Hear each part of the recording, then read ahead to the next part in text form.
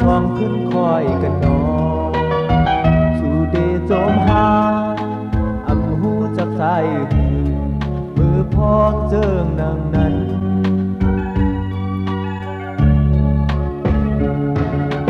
สิบวันหูเจอความหักใจหวงซิมไว้ดาสูต่อถึงเขายาที่มองน้องก็เลี้ยวสังสีแผ่วสังสู้หิมน้องอ่านขึ้นทามอยู่นาส่องสู่ดอกใจเมื่อเฮาเลยหมุนจงขึ้นเห็นจอมกันนั้น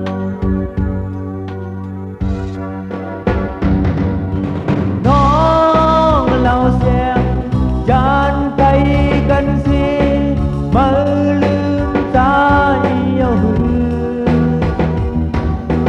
ตาหักอ่อนในองค์น้องนั้นอ่านไว้ปันโมเลย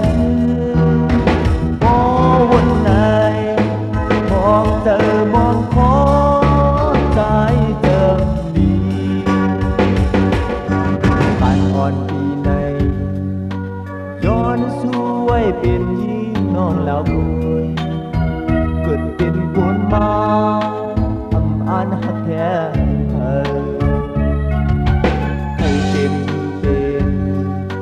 เขาดังใจตาดีเขาแผ่วสู้ขึ้นน้ำยุ่งเพิ่มลอยเฮไว้ก่อลีเดลาดมาอยู่นา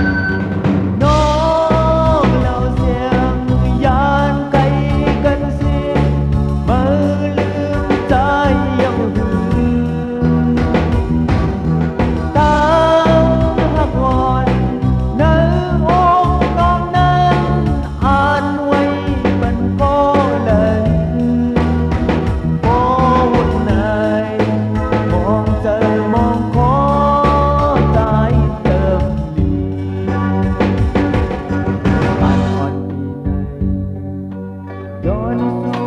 เปลี่ยนยิ่งน้องแล้วเธอเกิดเป็นคนมาอับอ่านหักแพงเธอให้เต็มสังเป็นเขาดังใจกาดีเขาแก้ว